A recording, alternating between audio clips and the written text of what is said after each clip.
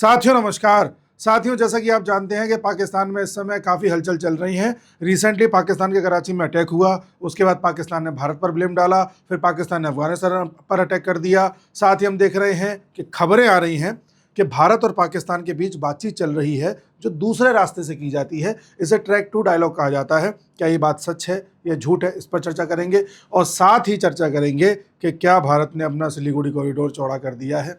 इन सब चीज़ों पर हम विस्तृत जानकारी के साथ चर्चा करने जा रहे हैं। लेकिन उससे पहले मैं आपको बता दूं कि अगर आप स्टैटिक आईआर की किताब लेना चाहते हैं जिसमें आपको इंटरनेशनल रिलेशन से संबंधित सारी बेसिक जानकारी पहले ही पता चल जाए, जिससे आप करंट की जानकारी को भी रिलेट कर पाएं, तो उसके लिए आप जानते हैं हमने खुद एक किताब तैयार करी है जिसे आप ऑनलाइन अपने पास घर पर मंगवा सकते हैं। एक लिंक मैंने दिया है डिस्क्रिप्शन में, कमेंट बॉक्स में पिन किया है। इस किताब के ज़रिए आप बड़ी ही आसानी से जान जाएंगे कि आज पूरी दुनिया में जो कुछ हो रहा है उसके पीछे की कहानी क्या है। ये हमने खुद ने तैयार करी है, तो आप चाहें तो इसको ट्राई कर सकते हैं। अब मैं बढ़ता हूँ वीडियो पर आगे। देखिए, खबरें चल रही हैं कि क्या भारत और पाकिस्तान के बीच में ट्रैक 2 डिप्लोमेसी चल रही है। अब ये ट्रैक 1, ट्रैक 1.5 और ट्रैक 2 क्या होता है? ट्रैक 1 का मतलब होता है जब दो देशों की सरकारें आपस में बात करें, सरकार डायरेक्टली इन्वॉल्व होती हैं। ट्रैक 1.5 का मतलब होता है एक देश की तो सरकार है या सरकारी ऑफिशियल्स हैं, दूसरे देश के प्राइवेट लोग आकर के बातचीत कर रहे हैं, सरकार का लेना देना नहीं है।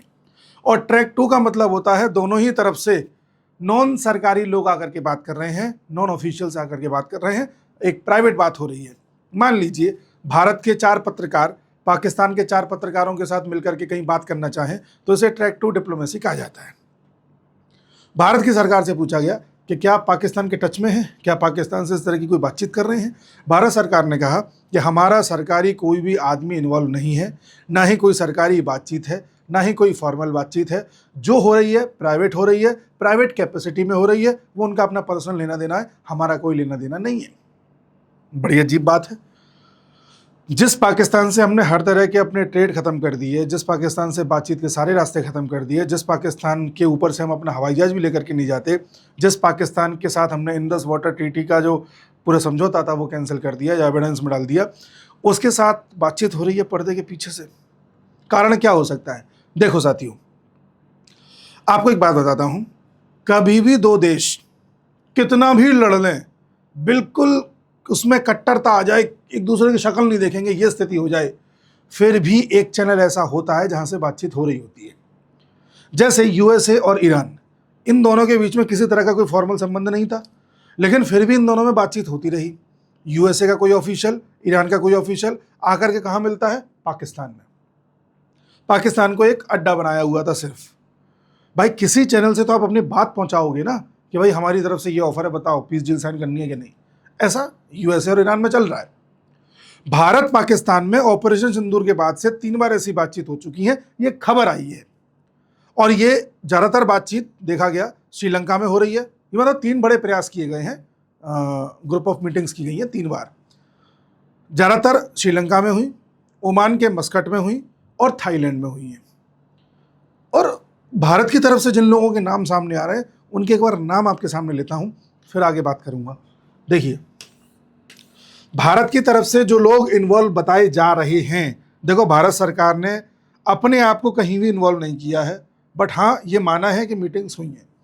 देखिए, भारत की तरफ से जो लोग इसमें इन्वॉल्व हैं उनका मैं आपको सीधे सीधे नाम दिखाता हूं, जिससे कि देखो, According to the report, the talks were held on the sidelines of the International Institute for Strategic Studies annual South Asian Dialogue in Colombo, Sri Lanka. ठीक है, हिंदुस्तान टाइम्स ने खबर छापी है, उसके अनुसार बातचीत हो रही है। भारत की तरफ से या कौन से भारतीय इसमें इन्वॉल्व थे? इसमें बीजेपी के जो फॉर्मर नेशनल जनरल सेक्रेटरी हैं राम माधव, ये शामिल थे। Farmer army chief general Manoj Naravane साहब, जिनकी किताब अभी चर्चा में आई थी और विवाद हो गया था, वो शामिल थे। एंड फॉर्मर डिप्लोमेट रुचि घनश्याम इसमें शामिल हैं, ऐसा बताया गया है। नरवणे साहब मीटिंग में हैं, राम माधव मीटिंग में हैं। ये 2 नाम क्या हैं? नरवणे साहब के बारे में तो आप जान ही रहे, राम माधव के बारे में भी बताऊंगा, रुकना। पाकिस्तान की तरफ से कौन है? Serving diplomat from the foreign ministry, जो वहां पर काम कर रहा है, सरकारी आदमी है पाकिस्तान का। हालांकि इसे ट्रैक 2 बोला जा रहा है, लेकिन मुझे तो 1.5 लग रही है ये। बहरहाल, director general South Asia and SAARC Sajjad Haider Khan, former senator Sherry Rehman and retired major general Isfandiyar Ali Khan Pataudi, इसके साथ ही US assistant secretary of state हैं यूएस के for South and Central Asian affairs S Paul Kapur, वो भी इस मीटिंग में डिनर के दौरान जुड़े थे। श्रीलंका की मीडिया भी कह रही है कि हाँ मीटिंग हुई है। भारत ने भी नकारा नहीं है, बट भारत ने कहा कि सरकारी मीटिंग कुछ नहीं है, जो लोग बात कर रहे हैं वो प्राइवेट अपना जो करना चाह रहे हैं कर रहे हैं। भाई हो सकता है नरवणे साहब एक किताब और लिखना चाह रहे हो तो किसी पाकिस्तानी से कुछ जानकारी उगलवा रहे हो सकता है, चलिए मान लिया। लेकिन एक नाम है इसमें, राम माधव। अब ये कौन है, इनके बारे में थोड़ा सा देखते हैं। देखिए, हालांकि राम माधव ने कहा है कि इस तरह का कोई भी ट्रैक 2 जैसा डायलॉग नहीं हो रहा है, बेसलेस बात है, नकार दिया है। चलिए, आपने नकार दिया, अच्छी बात है। राम माधव साहब बड़े ही पहुंचे हुए व्यक्ति हैं। ये आरएसएस के प्रवक्ता रहे हैं 2003 से लेकर के 2014 तक। 2014 के बाद बीजेपी में आते हैं, इन्हें बीजेपी में जनरल सेक्रेटरी बना दिया जाता है और 2015 में बीजेपी, ध्यान देना, बीजेपी की महबूबा मुफ्ती के साथ सरकार बनती है जम्मू कश्मीर में। सब लोगों ने बड़ा विरोध किया कि भाई महबूबा मुफ्ती जिनका विरोध करते हो, पीडीपी के साथ सरकार बना रहे हो, पर बनी। 2015 से 2020 के बीच ये जम्मू कश्मीर के अध्यक्ष रहे, प्रभारी रहे, इस तरह से समझ लीजिए पूरे जम्मू कश्मीर की जिम्मेदारी इन्हीं के पास थी। और इसी बीच हम देख रहे हैं धारा 370 में बदलाव हुआ था, यूटी बने लद्दाख और जम्मू कश्मीर इन्हीं के दौरान, कार्यकाल के दौरान। सीए में क्या होना है, एनआरसी में क्या होना है, नहीं होना है, हर किसी में इनका एक से होता है। फॉरेन मामलों के जानकार हैं, समय समय पर टिप्पणी देते रहते हैं, लिखते रहते हैं। और कई ऐसे बड़े फैसले हैं सरकार के जिसमें ये कहीं ना कहीं देखे गए हैं, पाए गए हैं। चाहे नॉर्थ ईस्ट में बीजेपी का वर्चस्व लहराना हो, असम में हो, अरुणाचल में हो, मणिपुर में हो, मेघालय में हो, इनका बहुत बड़ा हाथ रहा है। जी मानिए बात को, हर ऐसी जगह पर जहां बीजेपी का वर्चस्व नहीं था, इन्होंने बहुत जो है अपनी रणनीतिक कौशल को दिखाते हुए बीजेपी को स्थापित किया है। ऐसी कई पार्टी जिनके साथ बीजेपी का इन्होंने एग्रीमेंट करवाया और सरकारें बनवाई। जब भी बीजेपी को किसी पार्टी से बात करनी होती है, किसी नेता से बात करनी होती है और किसी बात पर एग्रीमेंट नहीं हो रहा होता, ये जाके करवा देते हैं। इन्हें दूसरा अमित शाह समझ लीजिए। तो आप समझ रहे हैं बात को। तो बीजेपी का जो विस्तार हुआ, फिर चाहे नॉर्थ ईस्ट में रहा हो, कश्मीर का जितना मसला रहा है आप जान ही रहे हैं, और यूपी में भी, बंगाल में भी, हर जगह इनका दखल रहा है। तो ऐसा इंपॉर्टेंट आदमी वहाँ मीटिंग कर रहा है। बाकी आप समझदार हैं। मतलब कहानी ये है कि अमित शाह अगर होम मिनिस्टर ना होते, अमित शाह किसी पद पर ना होते, बस ऐसे बीजेपी के कोई कार्यकर्ता होते, बीजेपी में किसी पोस्ट पर होते ऊपर, और आपको खबर आती कि अमित शाह साहब पाकिस्तानियों के साथ मीटिंग कर रहे हैं कहीं बाहर, तो आपके दिमाग में क्या चल रहा होता? अच्छा, खबरें ये आई, पाकिस्तानी मीडिया में खबर ये चलाई जा रही है कि साहब भारत हमसे बात कर रहा है दूसरे रास्ते से, भारत हमसे ये गुहार लगा रहा है कि भाई हमको एयर स्पेस दे दो, हमें पाकिस्तान के ऊपर से होकर के जाना है, हमें बहुत लंबा रूट अपनाना पड़ता है। ये पाकिस्तान चला रहा है। साथ में ये चला रहा है कि बदले में हम भारत को एयर स्पेस दे देंगे, बदले में भारत जो सिंधु जल संधि है उसको जो है दोबारा से हमारे उसको एग्जिस्टेंस में ले आएगा। जबकि बात क्या हो रही है, क्या नहीं हो रही है, किसी को नहीं पता। ये बात सही है कि पाकिस्तान के लिए इस समय जल संकट गहराया हुआ है। पाकिस्तान के, देखिए, पाकिस्तान का जो ये वाला पोर्शन है, बलूचिस्तान वाला या सिंध वाला, यहाँ पर 70% तक पानी की किल्लत आ गई है, क्योंकि जो सिंधु नदी का पानी आता है, उसकी सहायक नदियों का पानी आता है, उसको ज़्यादातर तो भारत ने रोक ही दिया है डैम बना करके। साथ ही ज़्यादातर पंजाब के द्वारा यूटिलाइज कर लिया जाता है, पाकिस्तान वाले पंजाब के द्वारा। थोड़ा बहुत जो नीचे तक पहुँच पाता था वो भी वहाँ पर सूखा धीरे धीरे पड़ता जा रहा है। साथ ही आप देख रहे हैं बलूचिस्तान में आए दिन कोई ना कोई किसी न किसी तरह का अटैक हो रहा है, कभी पाकिस्तानी रेंजर के ऊपर, कभी पाकिस्तानी आर्मी के ऊपर। आप पीओके में देख ही रहे हो, लगातार प्रोटेस्ट हो रहे हैं। और इसी बात में मैं बात जोड़ता हुआ आगे बढ़ूंगा कि अभी खबर आई थी कि पाकिस्तान के कराची में धमाके हुए, कई रेंजर्स मारे गए, कई अलग तरह के मिलिटेंट भी मारे गए। किसने धमाके किए, क्या हुआ, पूरी बात बताता हूं। देखिए, हुआ ये कि जो ये कराची देख रहे हैं आप सिंध में, कराची इनकी इकोनॉमिक कैपिटल कही जाती है। यहाँ पर रेंजर्स का हेडक्वार्टर है पाकिस्तान की। तो एक कार जाती है, उस कार में विस्फोटक होते हैं, वो जाकर के भिड़ जाती है इनके हेडक्वार्टर के साथ और बड़े जोर से धमाका होता है, कुछ लोग उसमें मर जाते हैं। इसके बाद कुछ अन्य मिलिटेंट उतरते हैं, कहीं दूसरी कार से या उसी में से, ये कंफर्म नहीं हो पाया है। वो उतरते हैं, दे दनादन गोलियां बरसाते हैं और कई लोगों को घायल कर देते हैं। खबर आती है पाकिस्तान की तरफ से कि हमारे यहाँ 3 रेंजर्स मारे गए और हमने 4 मिलिटेंट को न्यूट्रलाइज कर दिया।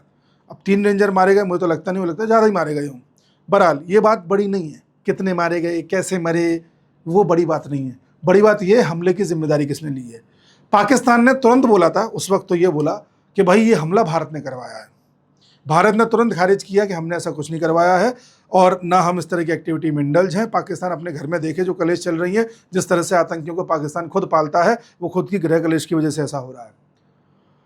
उधर फिर पाकिस्तान ने अगले ही दिन अफगानिस्तान पर अटैक कर दिया, एयर स्ट्राइक कर दिया और अफगानिस्तान में पाकिस्तान जो आंकड़ा बता रहा है कि साहब हमने 28 से 29 आतंकियों को मार दिया जिन्होंने कराची में हमला किया था।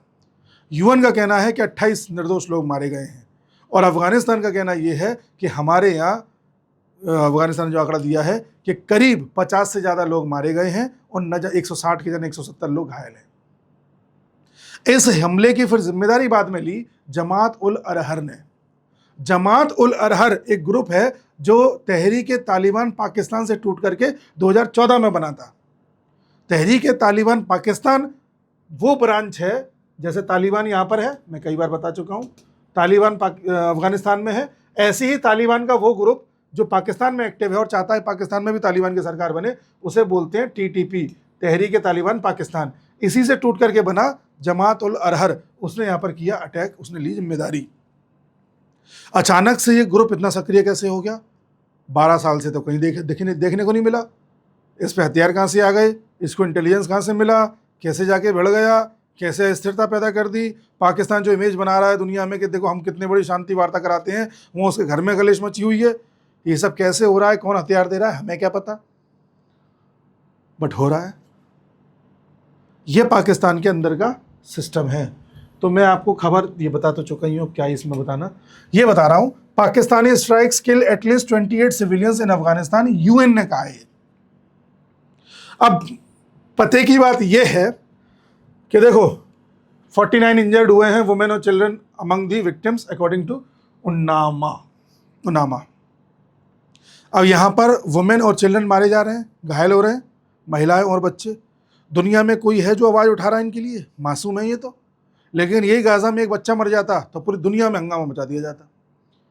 इसे कहते हैं प्रोपोगेंडा, क्योंकि गाज़ा में मारने वाला यहूदी है। यहूद या हनूद अगर ये मारें तो बवाल किया जाता है, बाकी मुसलमान को मार दे कोई दिक्कत नहीं है। फिर चाहे अफगानिस्तान वाला पाकिस्तान को मार दे, पाकिस्तान वाला अफगानिस्तान को मार दे, कोई किसी को मारे। इस तरह की खबरें सामने आ रही हैं। बाकी ये लोग शब्दों का एक्सचेंज कर ही रहे हैं, उसका जिक्र करने का कोई मतलब नहीं है। भारत ने कह दिया कि भाई अपने अंदर झांको, तुम जो हम पे क्लेम कर रहे हो कि हमने अटैक करवाया है, बेसलेस है, तुम्हारे घर में कलेश मची हुई है, उसे देखो। पाकिस्तान पर सिंधु जल संधि रोकने का बहुत भारी असर पड़ रहा है। पाकिस्तान में इस समय जो सिंध और बलूचिस्तान का इलाका है वहाँ 70% तक पानी की किल्लत हो रही है, एग्रीकल्चर में दिक्कत आ रही है और जिस हिसाब से जून की गर्मी पड़ रही है वहाँ पर पाकिस्तान के लोगों में गुस्सा है। ठीक है साहब, इसको क्या ही बताना।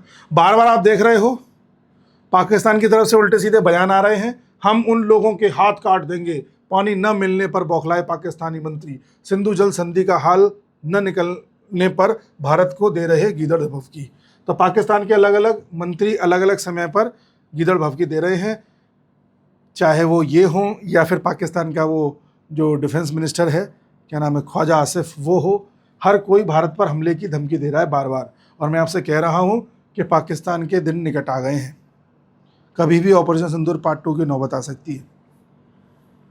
ठीक है, इसके अलावा एक बड़ी चीज़ मैं आपको बताऊं, ये 29 जून की खबर है, कल की, कल, आज 30 है, हाँ, ध्यान से सुनना। मैंने लास्ट वीडियो अपलोड किया था जब बांग्लादेश की मैं चर्चा कर रहा था कि वहाँ हिंदू प्रोटेस्ट कर रहे हैं और देखो बांग्लादेश का पीएम चाइना जा रहा है मुलाकात करने, देखना ये तीस्ता पे कोई ना कोई बात करेगा तीस्ता प्रोजेक्ट को लेकर के, और देख लो बात आ गई।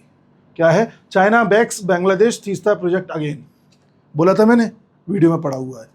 तीस्ता प्रोजेक्ट क्या था? जैसा कि मैंने आपको पहले बताया था कि यहाँ से जो तीस्ता नदी आती है बांग्लादेश में और यहाँ से आने वाली ब्रह्मपुत्रा में मिल जाती है, तो अभी तक ये कोई डील हो नहीं पाई है कि तीस्ता नदी का पानी कितना भारत को मिलेगा, कितना बांग्लादेश को मिलेगा। इसको लेकर के बांग्लादेश परेशान है। लंबे समय से हम डील करना चाह रहे थे, डील हो नहीं पा रही थी, मैं पहले बता चुका हूँ। तो चाइना ने शेख हसीना से 2024 की स्टार्टिंग में कहा था कि हम एक काम करते हैं, यहाँ पर एक प्रोजेक्ट चला देते हैं जिससे कि हम तुम्हारा पानी तो नहीं बढ़ा पाएंगे तीस्ता का, पर जो पानी आ रहा है वो पूरा का पूरा तुम्हें मिल जाएगा, वेस्ट कुछ नहीं होगा।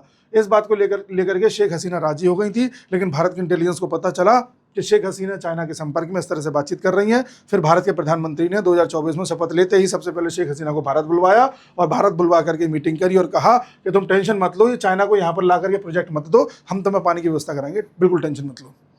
उसके तुरंत बाद शेख हसीना का तख्ता पलट हो जाता है, फिर वहाँ मोहम्मद यूनुस आ जाता है, फिर वहाँ तारिक ये रहमान आ जाता है, और रहमान अब चाइना के साथ हाथ मिला करके इसी प्रोजेक्ट को दोबारा स्टार्ट कराने के मूड में है, और इसमें चाइना भी बड़ा दिलचस्पी दिखा रहा है। अगर चाइना यहाँ आ जाता है तो चाइना के लिए बहुत आसान हो जाएगा भारत के सिलीगुड़ी कॉरिडोर के बगल में अपनी उपस्थिति दर्ज कराना। इसी बात पे एक खुशखबरी और दे देता हूँ, चाइना अपनी उपस्थिति दर्ज कराएगा, ठीक है, देखा जाएगा, करा ले। हमने अपना सिलीगुड़ी कॉरिडोर ही चौड़ा कर दिया है। जी हाँ, आपको पता भी नहीं चला होगा। हमको और आपको बताया जाता है कि जो सिलीगुड़ी कॉरिडोर है ये तो केवल 22 किलोमीटर का है, ये तो बताया जाता है, पर वास्तविकता ये है कि ये 44 किलोमीटर का है, और अभी तक ये बात सामने आ ही नहीं पा रही थी क्योंकि इसमें से जो ज़्यादातर पोर्शन था वो जंगलों के द्वारा घिरा हुआ था, या ट्रांजिशन जोन था, जो भारत और बांग्लादेश के बीच में एक जोन ऐसा रखा जाता है जो ना तुम्हारा है ना तुम्हारा, एक संक्रमण क्षेत्र रखा जाता है, वो था। और वहाँ पर बांग्लादेशी लोग आकर के अपने घर बसा लिए थे, गांव बसा लिए थे। भारत की सेना ने 3 हफ्ते के अंदर अंदर ये सारा एरिया खाली करा लिया है और अपने नियंत्रण में ले लिया है। पहले नहीं ले पा रही थी क्योंकि पहले बंगाल की सरकार जमीन ही नहीं दे रही थी। अब शुभेंदु अधिकारी ने बंगाल की सत्ता संभालती सबसे पहले 120 एकड़ हमारे जवानों को यहाँ पर दी कि जल्द से जल्द आप इस पर अपनी फेंसिंग करिए, इस क्षेत्र को अपने अंडर में लीजिए। तब जाके आर्मी को रियलाइज़ हुआ, हमारे जवानों को रियलाइज़ हुआ, बीएसएफ को रियलाइज़ हुआ कि यार हमारा क्षेत्र तो बहुत चौड़ा है, ये 22 किलोमीटर दिखा करके जो डराया जाता था ये तो कुछ भी नहीं है। इस तरह से हमने उस क्षेत्र को जिस पर कभी किसी की पहुंच नहीं होने दी गई और एक तरह से बांग्लादेशी वहां पर अपनी मौज काट रहे थे, उन सबको हमने साफ करा लिया है। तो हम भी अपना दांव खेल रहे हैं, इसमें कोई शक की बात नहीं है। और इसलिए मैंने कहा था कि why Siliguri corridor is top priority for Suvendu Adhikari, government new border nexus brewing. ठीक है, तो इन्होंने आते ही 120 एकड़ जमीन यहाँ की हमारी फौज को दे दी थी।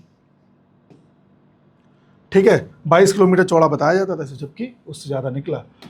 एक खबर ये मैं आपको बता ही रहा था कि किस तरह से सिंधु जल संधि को हमने ख़त्म करके पाकिस्तान को जल के लिए तरसा दिया था। साथ ही हमने रावी का पानी भी लगभग रोकने का पूरा इंतजाम कर लिया है। अब रावी का पानी भी जो पाकिस्तान को मिलता था, ये जो जा रही है, ये भी अब पाकिस्तान को नहीं मिलेगा। हमने यहाँ पर डैम बना करके इसको अपनी तरफ डेविएट करने का प्रयास कर रहे हैं, जो एक्स्ट्रा पानी होगा उसको।